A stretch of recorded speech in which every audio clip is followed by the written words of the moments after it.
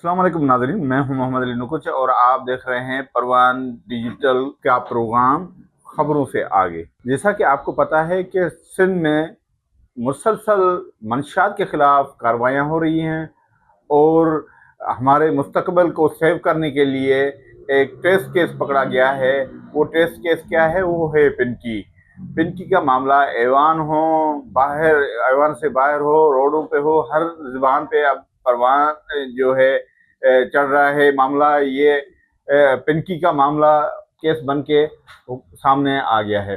तो इसके हवाले से आज आप बात करेंगे कि पिनकी का मामला था क्या, अभी क्या हो रहा है और आगे क्या होने जा रहा है। तो इस हवाले से आज क्या अपडेट्स हुई? पिंकी को कोर्ट में पेश किया गया, इस हवाले से आईजी साहब ने भी प्रेस कॉन्फ्रेंस की है, इजलासों में भी इस तरह से सिंध असेंबली के इजलासों में भी बातें होती रही हैं। तो आज मैं हमारे साथ सीनियर एंकर पर्सन अल्लाह बख्श राठौर साहब हैं, उनसे पूछेंगे कि पिंकी के पीछे है कौन। पिंकी के इस केस को समझना चाहिए हमें कि है क्या। आवाम सवाल उठा रही है कि भाई है क्या मामला, ये पिंकी का केस है क्या, इसके पीछे पिनके हैं, कौन से महरक़ात हैं कि उनको निर्वार किया जाए तो इसका हल निकले, कोई सोल्यूशन की तरफ आए। तो सर आपको वेलकम करते हैं और आप क्या कहेंगे कि ये कहाँ जा रहा है मामला? देखिए, ये पिंकी का इशू जो सामने आया है, उससे पहले जो है ये हमने सुना कि सिंध में एक पॉलिटिशियन है, खातून पॉलिटिशियन, उन्होंने ये बकौल उनके ये हिदायत जारी की गई थी कि जो तालीमी इदारे हैं वहाँ पे जो मंशियात है उसका ख़ात्मा किया जाए। और इस हवाले से कुछ कार्रवाइयाँ भी हुईं और ये भी देखने में आया कि जो हुकूमत में शामिल कई शख्सियात थी, उनके बच्चे भी जो है वो आइस और दीगर जो मंशियात के मामलात हैं उनमें मुलव्वस पाए गए। तो ये मामला जो है जैसे शुरू हुआ, उसके बाद क्या हुआ, उसके बाद एक टर्निंग पॉइंट आ गई। टर्निंग पॉइंट पिंकी आ गई, पिंकी उर्फ अनमोल, जिसके लिए ये कहा जाता है कि उनका जो नेटवर्क है, जो ड्रग का नेटवर्क है, वो लाहौर में है या पंजाब में है और ज़्यादा अरसा वो वहीं रही और वहीं से ये काम करती रही। और अचानक जो है उन्हें कराची क्यों लाया गया, ये एक सवाल है। और सब लोग ये पूछ रहे हैं कि उनके जो ग्राहक हैं, जिनकी फ़हरिस्त जारी की गई है या जारी करने की कोशिश की गई है, वो भी ज़्यादातर लाहौर और इस्लामाबाद और पंजाब के दीगर इलाकों में हैं। तो उसको सिंध में क्यों लाया गया और ये क्यों जो है यहाँ हमारे गले में पिंकी जो है वो डाली गई है। तो पिंकी का जो मामला है एक मिस्टीरियस है, अभी तक जो है एक क्या कहें पहेली बनी हुई है और इस पहेली के खुलने का अभी टाइम है। और सिंध का आईजी जो है वो कह रहा है, वो खुद कह रहा है, इतराफ़ कर रहा है कि पिंकी जो है वो अपना कारोबार लाहौर में करती थी। अगर वो वहाँ करती थी तो उसको यहाँ कराची में कैसे लाया गया।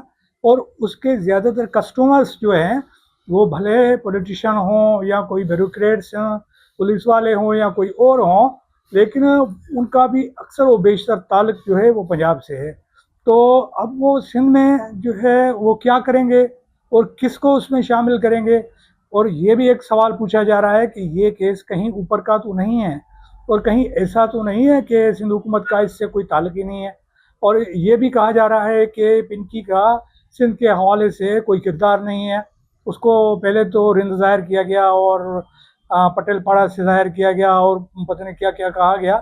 बहरहाल ये है कि ये एक तासुर है कि पिंकी का जो ताल्लुक के जो रूट्स हैं शायद सिंध के अंदर नहीं है लेकिन बाहर हैं। लेकिन कुछ किरदार ऐसे हैं जो जिनका ताल्लुक कराची से है। साहब आपने कहा कि आईजी साहब ने भी एतराफ़ किया, तो ये इनका सारा नेटवर्क जब पंजाब में था तो यहाँ पे इनको क्या कोई कोई इसके गेम के पीछे कोई गेम लग रही है आपको कि क्या हो रहा है? ऐसा तो नहीं होगा कि ज़्यादातर केस वहाँ के हैं, ज़्यादातर नाम भी उसके ग्राहक भी वहाँ पे है, तो सिंध में कुछ ग्राहकों को निशाना बना रहे हैं, या ऐसे तो नहीं है तो पिनकी इनके हाथ से निकल के पंजाब चले जाए, क्योंकि कहा जाएगा कि फिर वो पंजाब में ज़्यादा उसका नेटवर्क है, उनको पंजाब के हवाले किया जाए तो वो वहाँ पे काम करेंगे। आईजी साहब ने आज कहा है कि हम इसको मंतकी अंजाम तक पहुंचाएंगे। इससे पहले जो है सीनियर मिनिस्टर साहब ने भी ये कहा था कि हम इसको जो है मंतकी अंजाम तक पहुंचाएंगे। जब यहाँ पे इनका नेटवर्क ही नहीं है, पंजाब हुकूमत के हवाले कर देंगे, अगर केसेस चलाने हैं तो पंजाब चली जाएगी, तो फिर ये कैसे हमारा टेस्ट केस बनेगा, क्या इसके पीछे होगा?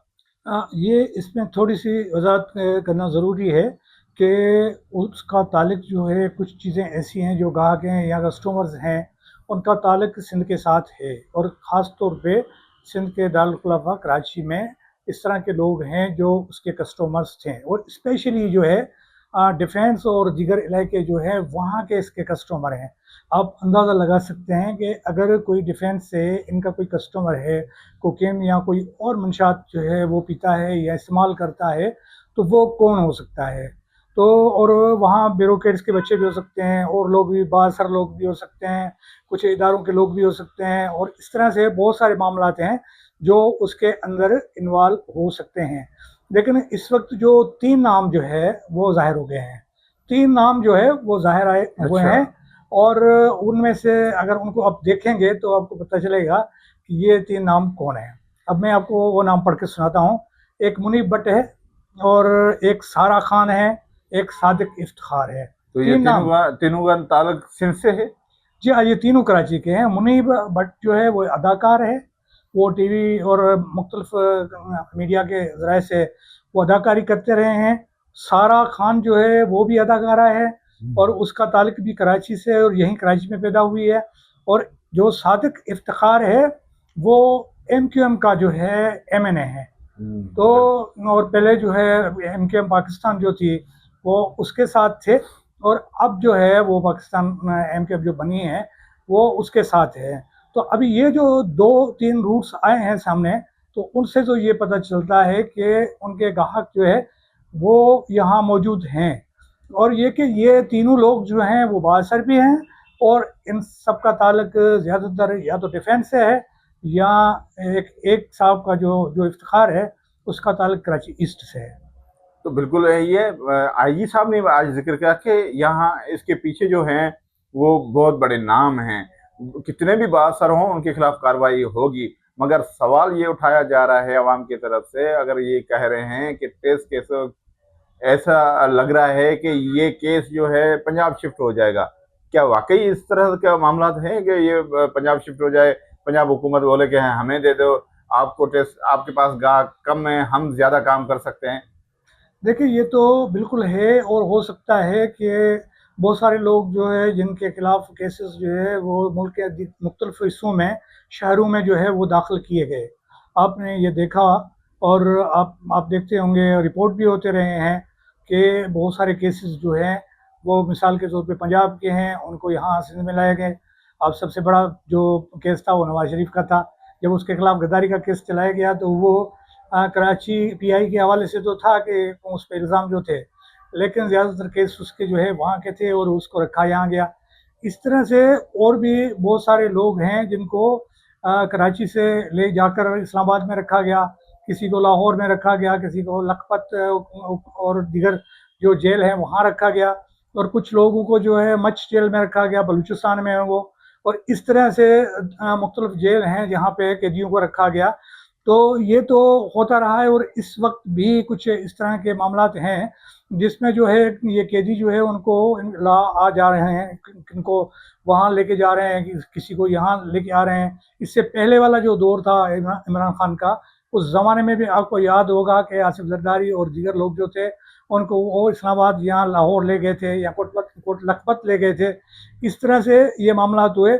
और ये भी हकीकत है कि जो फिरकी का इशू है, अगर ये केसेस दाखिल हो जाते हैं तो फिर जो है वो चक्कर लगाएगी पूरे मुल्क का, और वो कराची भी आएगी, और वो लाहौर भी जाएगी, और वो पिंडी भी जाएगी, क्योंकि असल में उसका घर तो पिंडी में है, तो वहाँ भी जाएगी।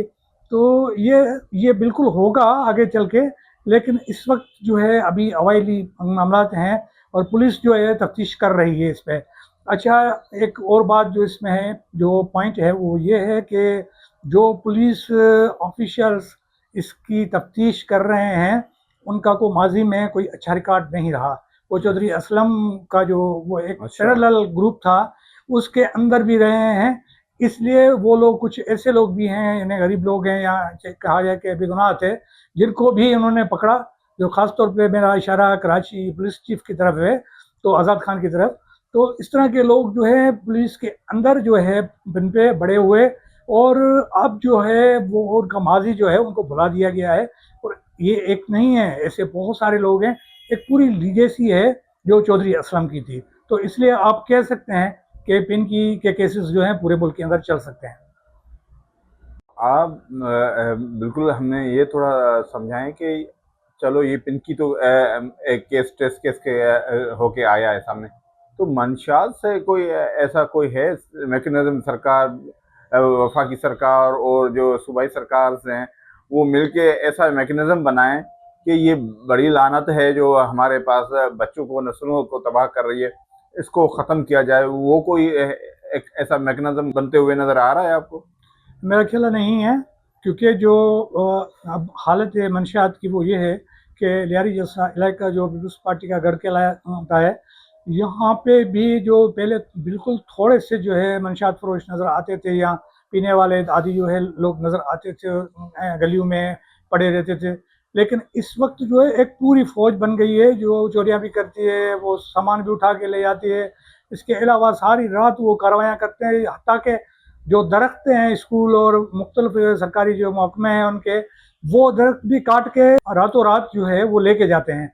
तो इस तरह से जो है, और जो जो बहाली के मरकज़ हैं वो भी नहीं है, एक जो है माड़ीपुर पे वो भी नाकाफ़ी है। और इतने लोग बढ़ गए हैं जो आदी हैं कि हर घर में एक दो जो है मंशियात का आदी आपको मिलेगा।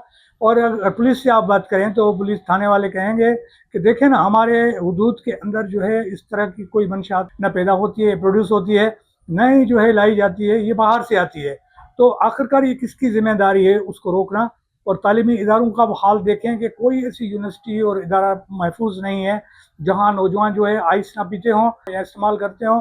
इस तरह से इससे जाहिर हो रहा है कि ये अरबों रुपए का एक धंधा है, कारोबार है, जो धंधा है लेकिन गंदा है, वो किया जा रहा है, ब्लैक मनी उससे कमाई जा रही है, तो उसको वाइट किया जा रहा है। और ये मेरा ख्याल है एक प्री प्लान के तहत पूरे मुल्क के जो नौजवान हैं उनको मंशियात का आदी बनाया जा रहा है। बहुत शुक्रिया आपका। आपने सुना नाजरीन के राठौर साहब ने कहा कि ये प्री प्लान किया जा रहा है और वाइट को ब्लैक को वाइट करना, वाइट को ब्लैक करना वाला मामला नज़र आ रहा है। हम उम्मीद करते हैं कि हमारे जो कौमी इदारे हैं वो सख्ती करेंगे इस मामले पे। वफाकी और सूबाई हुकूमतें मिल के इस जो है मंशियात को ख़त्म करेंगे, जैसे दहशतगर्दी के खिलाफ एक प्लेटफॉर्म पे काम कर रहे हैं, इस तरह से ये मंशियात का भी खात्मा इंशाल्लाह आएगा। अगले प्रोग्राम में फिर हाजिर होंगे, तब तक दिए हमें इजाज़त।